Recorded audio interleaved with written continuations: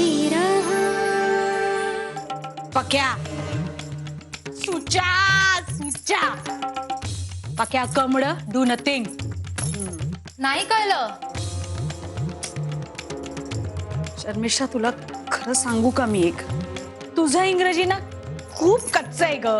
आता मी मराठीत काय सांगते ते नीट ऐक. पक्या दादा आपल्याकडे आला ना की त्याला सांगायचं की आम्हाला काहीच माहित नाहीये, असं भासवायचं की आपण त्या गावचेच नाही आहोत आणि नंतर लक्ष्मीकांतला त्याच्याकडे पाठवायचं आणि त्याला सांगायचं की पक्या दादाला त्या पक्या भाईला समजाव. म्हणू तू जर असा अचानक आलास तर आम्ही तरी दुसरं काय करणार ना. अगं पण तो इथे येऊन काहीतरी बोलला तर. मूर्ख आहेस का गा? तो स्वतःहून कशाला कबूल करेल की मी गुन्हा करणार आहे म्हणून? बावळट. मावशी काय आहे? काय ग? मावशी या. नाही मी म्हणलं पूजा करूयात का आपण? हो हो अगं करूया ना, मी दरवर्षी करते पूजा. हा मी सगळी तयारी करून ठेवली. बरं मग ललिताला पण बोलव. तुम्हाला तेच सांगायचं होतं की त्या सकाळीच तुसगावला गेल्या. काय? हो म्हणजे सगळे झोपले होते ना म्हणून त्यांनी उठवलं नाही. तिकडे गेल्यावर फोन करणार आहे. अशी काय ग करते ती? अशी अचानक कशी काय गेली ती? अहो ते तुसगावचा 21 दिवसांचा मोठा गणपती नसतो का, तर त्या म्हणाल्या मी जाऊन येते. तात्यांना सांगून गेलात आणि मग मी तरी काय बोलणार. तुझी सासू ना चमत्कारिक आहे ना थोडी, नाही तर काय एका साध्या शब्दाने सांगितलं नाही मला तिने. आता बघ आजची पूजा राहिली की नाही मग तिची. नाही नाही पहाटे पूजा करून गेल्या त्या. बाई बाई बाई बाई धन्यच म्हणायला पाहिजे ती. काय ग कशाला करते ती पूजा? या जन्मी कुठे पती परमेश्वर मिळालाय तर तोच मागणार आहे ती. कदाचित असं असेल, निदान पुढच्या जन्मी तरी चांगला पती मिळू दे असं मागायचं असेल तिला. नाही मावशी ते आईंचं खूप प्रेम आहे तात्यांवर. असणारच. बघ कशी सासूची बाजू घेते बघ. माझी प्राची पण आज उपवास करणार आहे ग. तिलाही सांगायला पाहिजे पूजा करायला ये, आणि हेही सांगितलं पाहिजे की बाई चांगला नवरा माग. मग ही कसली पूजा असते? अगं काय झालं, शंकर आणि ही कथा माहितीये तुला? हो मी सांगेल, मी प्राचीला बोलवते.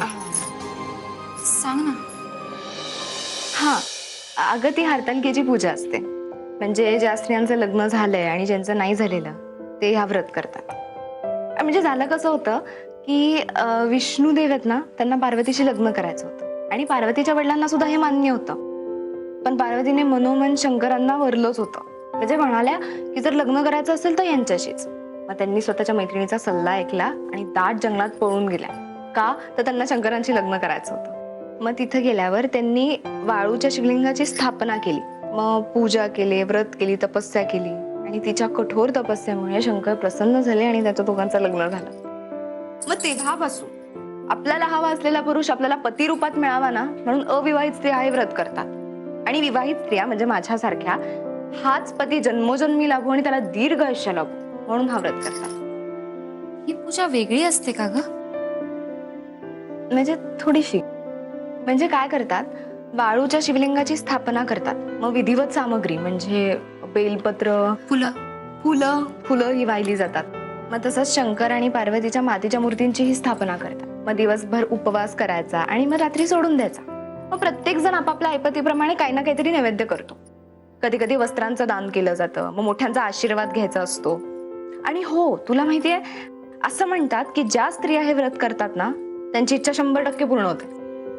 हो बरं झालं. तसंही सकाळपासून मी काहीच खाल्लं नाहीये. मी सुद्धा ही पूजा करणार आणि उपवासही. का? चांगला नवरा मिळावा म्हणून. तो चांगला आहे हे माहितीये ग, आणि आता तोच मिळावा म्हणून मी उपवास करणार आहे. अरे वा, कोण आहे तो?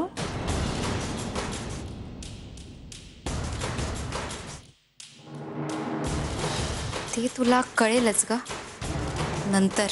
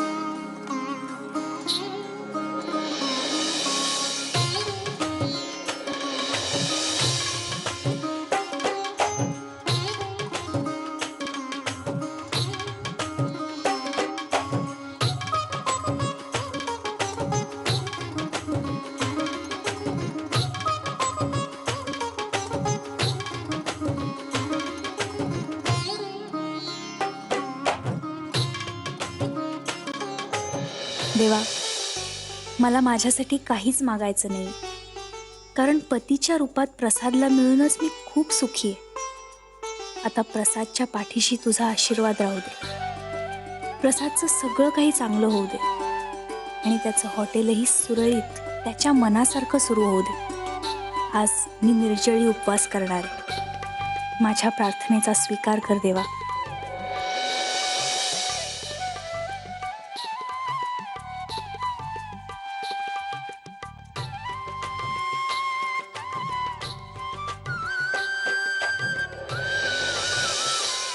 देवा, माझे वीर साहेब आहेत ना, त्यांना दीर्घ आयुष्य लाभू दे.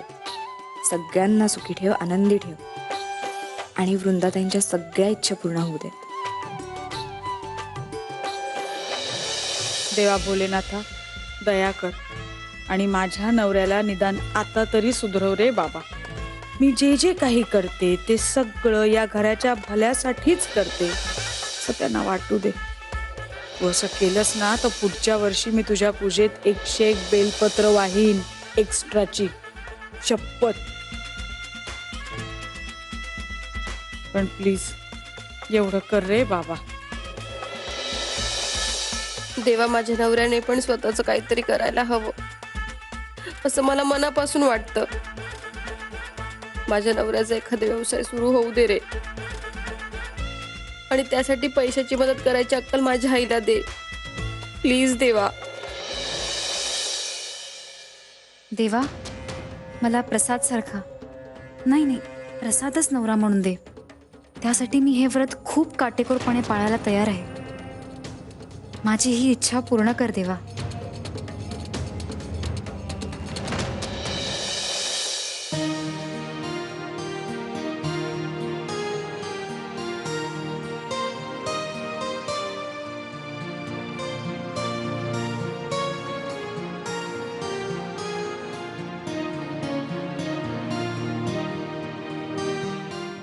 एवढ्या भक्तिभावाने देवाच्या पाया पडलीस तर चांगलाच नवरा मिळणार आहे प्राची मॅडम.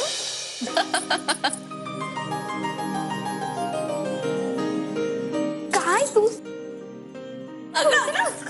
तुला चांगलाच नवरा मिळणार आहे किती जरी पाया पडलीस तरी.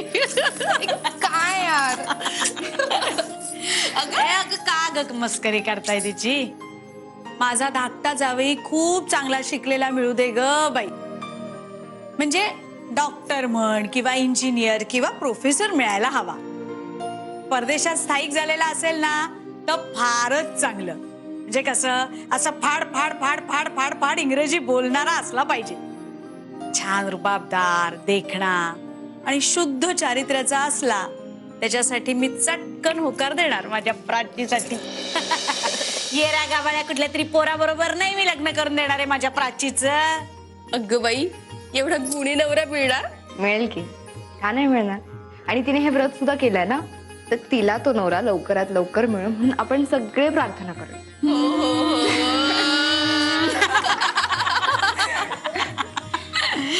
लाजली पोर माझी. पण मावशी, खरंच तुम्ही तिच्यासाठी मुलगा बघायला सुरुवात केली आहे? नाही, अजून नाही ग. पण मला तर आता असंच वाटायला लागलंय की छान परदेशात स्थायिक झालेला मुलगाच बघावा तिच्यासाठी. असं आहे, मी आता इंग्रजी शिकायला लागले ना, मग एखादा भारतीय पण परदेशात स्थायिक झालेला उच्च शिक्षित जावई सहज शोभेल मला, हो की नाही मॅडम? जेवणाचं काय आपल्या? हो, सगळ्यांच्या जेवणाचं बघते, पण माझा आणि आनंदीताईंचा उपास आहे. माझा पण उपास आहे. मग उपवासासाठी साबुदाण्याची खिचडी कर, भरड आमटी कर, फळं आहेत ना ग? आहेत. हा, आणि पापड तळ थोडेसे, झालं. ठीक आहे. फक्त मावशी, आम्हाला खाता नाही येणार. का? कारण आम्हा दोघींचा कडक उपवास आहे. कसले ग कडक उपवास वगैरे करताय तुम्ही? आजच्या पुढे झेपणार आहे का तुम्हाला? तुमच्याकडे बघितलं ना तर हाड जास्त आणि मांस कमी दिसतं. मी जर जोरात फुंकर मारे ना, भुरकन उडून जाल तुम्ही दोघी. मी काय म्हणते, उपवास करा. हा, उपवास करा, पण कडक वगैरे करू नका. उलट उपवासाचं चांगलं खा. नाही आई, मी देवाला साकडं घातलंय. मला कडकच उपास करायला हवा. मग नको खाऊस, मोर एकदाची.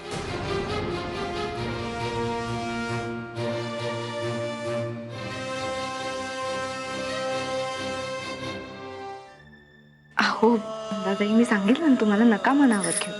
तुम्हाला माहितीये तात्या मला असं बऱ्याचदा बोललेलं आहे, पण मी आहे ना अजून. अहो, हे सगळं ठरवणारे हे कोण आहेत? हे सगळं ठरवणारा तो आहे. चला, आता आपल्याला खूप कामं आहेत. सगळ्यांसाठी फराळाचं बघूया.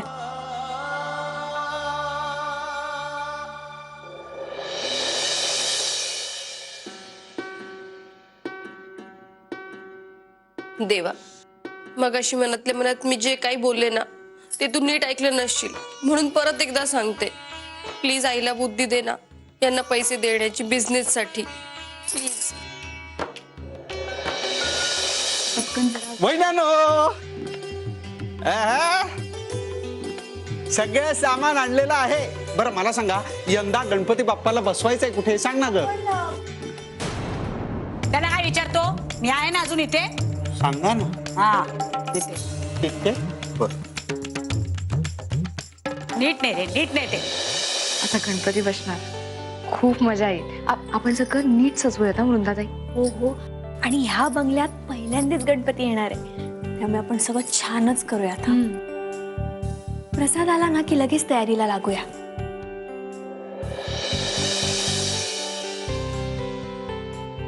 गणपती बाप्पा मोरया. बाबा,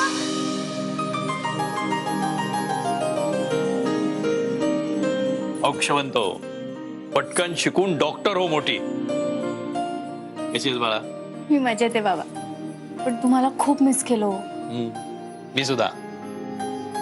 बर, प्रसाद कसा आहे? प्रसाद मजेत आहे. हा, मी सुद्धा आहे म्हटलं इथे. हो, तुम्हाला कसा विसरीन. तुझ्या तर ओढीनं इतक्या पटकन आलो मी. हो, मी नसताना तू इथं काय काय उपद्व्याप केलेस या विचाराने हैराण झालो होतो. उधळा, मुक्ता फळ उधळा. नाही, येत आहे माझ्या लक्षात तुमचं प्रेम नाहीच आहे ते. बाबा, ह्या आनंदी जाईल. हा. ललिता मावशी आहेत ना, त्यांची सूत. बर बर बर. तात्या, वीर दादा आणि ललिता मावशी सगळे आलेत आपल्याकडे. ललिता मावशींना जरा जावं लागलंय तुसगावला, पण येतील. आल्या आल्या आनंदीताई माझ्या बेस्ट फ्रेंड झाल्या आहेत. अरे वा. हो होय. औक्षवंतो, काय आशीर्वाद देऊ बाळा तुला. तूही आमच्या वृंदासारखी शिकून मोठी हो आणि सगळं आसमंत प्रकाशमान करून टाक. हो, आज आशीर्वाद द्या. स्वतःच्या सुनेला शिकून आमच्या डोक्यात नाचवायला बसवलेलीच आहे. आता जगभरातल्या सगळ्या सुनांना असेच आशीर्वाद देत सुटा, म्हणजे ह्या शिकेपर्यंत आम्ही चाललो वर. बर, तात्या कसे आहेत? कसे असणार ते? अडाणी ते अडाणीच राहणार ना. शिकलं तरी तुला प्रॉब्लेम आहे कांता, नाही शिकलं तरी प्रॉब्लेम आहे. प्रॉब्लेम खरं तर तुझ्या डोक्यात आहे. काका, तुम्हाला चहा टाकू? हो चालेल. मला सुद्धा एक कप. बरं, तुमच्याशी थोडं बोलायचं होतं. मिठाईबद्दल तर मी फोनवर तुम्हाला सांगितलंच, हो. पण आता बघा ना, एवढे सगळे पाहुणे आलेत घरात म्हटल्यानंतर ना दांड्याच मारायला सुरुवात केली आहे तिने. आणि या वृंदाचं तर काय फावलेलंच आहे. लगेच ललिताला आणि ह्या आपल्या आनंदीला मोलकरीण बनवून टाकले तिने. मस्त आराम चाललाय तांगड्यापासून अभ्यासाच्या नावाखाली, आणि ह्या दोघी बिचाऱ्या आपल्या राब राब राबताय. आणि प्रसाद, त्याच्याबद्दल तर काही बोलायलाच नको बाई. तो तर काय पार हातातनं गेलेला आहे. माझं काय ऐकतच नाहीये प्रसाद. त्या टपरीला सुद्धा त्या कार्टीचंच नाव द्यायला निघालं. तर काही बोलायची सोय नाही. काही बोलायला गेलं तसा वस्कन अंगावर घेतो. एवढं आपण बंगल्याचे मालक आहोत असं दिसतं ते. मला तर काही खरंच सांगते, एवढी भीती वाटते हल्ली त्या प्रसादशी काही बोलायला जावं ह्याची. काय काय आहे? कुणाशी बोलताय? अरे मी ते गेले आत्ताच रूम मध्ये. माहितीये मला.